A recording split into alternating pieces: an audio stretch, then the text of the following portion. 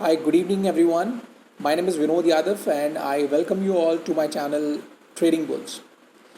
So guys, इससे पहले हम शुरू करें, मैं आप सभी से कहना चाहूँगा कि अगर आपको मेरा कंटेंट पसंद आता हो तो please subscribe my channel, share and like my videos. Okay, so let us start. आज का मेरा टॉपिक, जो कि आपने थंबनेल पे पढ़ ही लिया होगा, रिलायंस के बारे में. सो गाइस, मैं आज बात करने वाला हूँ एक ऐसी कंपनी के बारे में जो रिलायंस एक्चुअली रिप्रेजेंट करता है हमारी निफ्टी को, इंडिया की ग्रोथ को. तो अगर आज एक ऐसी कंपनी में मैं इन्वेस्ट करना चाहूँ जिसमें मुझे कुछ सोचना ना पड़े, तो वो रिलायंस होगी. रिलायंस किस लिए होगी, उसका रीजंस क्या है, ये आगे हम बात करने वाले हैं. बट आज एक ऑलमोस्ट एवरी मंथ एक ऐसी न्यूज़ रिलायंस के बारे में आती रहती है जो हमें बताती है कि रिलायंस हमें क्यों परचेज़ करना चाहिए. ये इसके स्टॉक्स हमें लेने चाहिए, इसकी ग्रोथ स्टोरी में हमें पक्का पार्टिसिपेट करना चाहिए. तो आज एक ऐसी ही न्यूज़ मेरे सामने आई है, तो आई थॉट कि मैं आपके साथ शेयर करूं. रिलायंस ने एक्चुअली एक फ़ंड क्रिएट किया हुआ है, और एक कंपनी है, उसकी सब्सिडरी है Reliance new energy solar limited. So इस सब्सिडरी के थ्रू ये बेसिकली सोलर एनर्जी में इन्वेस्ट करने की कोशिश कर रहे हैं. और इन्होंने ये एक फ़ंड क्रिएट किया है जो कि $10.1 बिलियन का है. ठीक है. सो इन्होंने आज उसी फंड में से $771 मिलियन में REC सोलर होल्डिंग्स, जो कि चाइना नेशनल ब्लू स्टार के पास थी, वो इसमें इन्वेस्टर थे, उनसे 100% होल्डिंग इन्होंने बाय की है. सो ये एक स्टेप है टुवर्ड्स सोलर एनर्जी. एक बहुत बड़ा सेक्टर है सोलर एनर्जी का. आने वाले समय में ईवीज़ का टाइम आएगा, सोलर एनर्जी का टाइम आएगा. जो भी टाइम होगा वो बेसिकली रिन्यूएबल एनर्जी का होगा, राइट. सो अच्छा, रिलायंस के बारे में हम जब भी बात करते हैं, हम एक्चुअली सोचते हैं कि रिलायंस जो है ना, पेट्रोकेमिकल्स में है, रिटेल में है, अब जियो नेटवर्क्स में है. ये एक बिगर पिक्चर है रिलायंस के बारे में, जो कि हमें न्यूज़ में या फिर आर्टिकल्स में दिखता है. बट बेसिकली रिलायंस, आप you name it and Reliance is there. Reliance almost हर सेक्टर में है. अच्छा, ये हर सेक्टर में होने की क्यों कोशिश कर रहे हैं? ये हर सेक्टर में होने की कोशिश इसलिए कर रहे हैं, अगर एज एन इन्वेस्टर आप या मैं आज सोचें कि हमें कुछ ना कुछ इन्वेस्टमेंट करना है स्टॉक मार्केट में या डिफरेंट कंपनीज़ में, तो हम क्या करेंगे, हम एक पोर्टफोलियो क्रिएट करेंगे और उस पोर्टफोलियो में हर सेक्टर में थोड़ा थोड़ा एलोकेशन करेंगे. सो उसी तरीके से रिलायंस कोशिश कर रहा है. और रिलायंस को खैर कोशिश करने की क्या ज़रूरत है. रिलायंस इतनी बड़ी कंपनी है और उसके पास में इतना कैश रिजर्व है कि वो हर सेक्टर में अपनी प्रेजेंस बनाए हुए हैं. अगर हम बात करें तो लास्ट 5 ईयर्स में रिलायंस ने more than 100 companies, I am talking about 100 companies, 100 कंपनियों से ज़्यादा कंपनीज में उन्होंने एक्विजिशन किया है.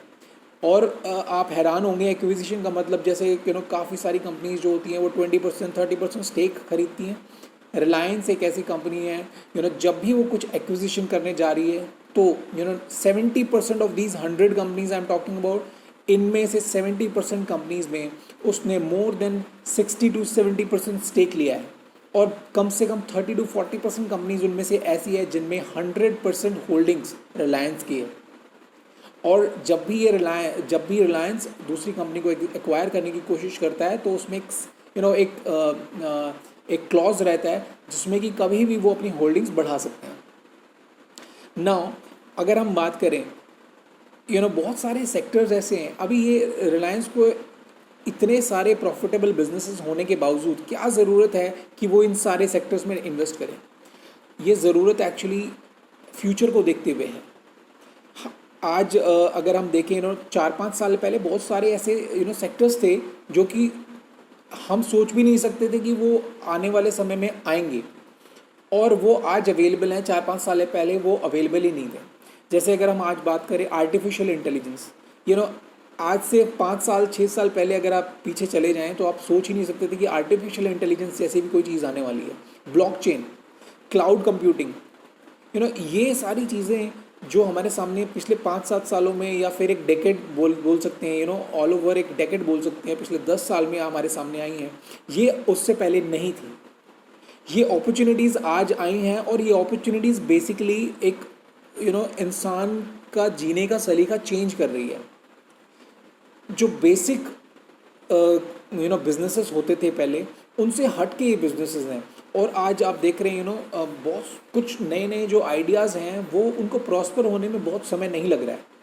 तो रिलायंस क्या कोशिश कर रहा है कि हर एक सेक्टर में उसकी इन्वेस्टमेंट्स होनी चाहिए, ताकि वो जो टॉप 10 कंपनीज़ है वर्ल्ड की उसमें अपनी जगह बनाए।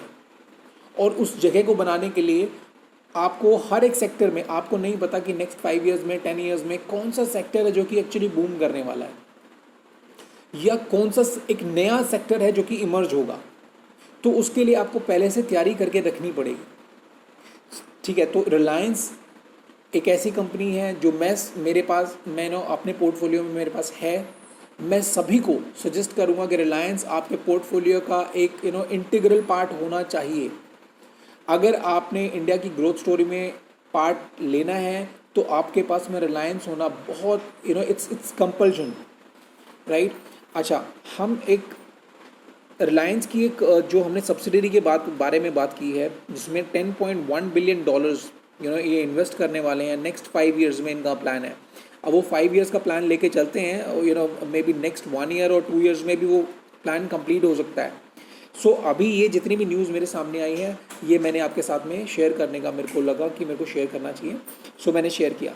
सो गाइज़, एक चीज़ और है, रिलायंस का जो स्टॉक प्राइस आप देख रहे हैं, समटाइम्स आपको लगेगा कि अब वो ऑल टाइम हाई पे चल रहा है, और हो सकता है कि वो अपने ऑल टाइम हाई से नीचे आ जाए या ऊपर चला जाए। तो ये हमें सोचने की ज़रूरत नहीं है। हमें रिलायंस को किसी भी प्राइस पे जब भी मिले, जिस प्राइस पे मिले, अगर आज आप सोच रहे हैं कि आज आपको इन्वेस्टमेंट करनी है और आज आपको रिलायंस जिस भी प्राइस पे मिलता है, आपको वो उस प्राइस पे ख़रीदना चाहिए। इर्रेस्पेक्टिव वो किस प्राइस पे चल रहा है, आप उसमें अपनी पोजीशन बनाइए, एक इन्वेस्टमेंट आप रिलायंस में कीजिए। ये एक कंपल्शन है हर इन्वेस्टर के लिए जो इंडिया की ग्रोथ स्टोरी में पार्टिसिपेट करना चाहता है। Alright, so that is it for me. आज के लिए इतना ही है, और अगर नेक्स्ट कोई भी मेरे पास में कुछ नई चीज़ मुझे पता चलती है तो I will share it for sure. Alright guys, so again मैं आपसे कहना चाहता हूँ, अगर आपको मेरा कंटेंट अच्छा लगे तो please do like, share and subscribe my channel. Thank you all, have a nice day.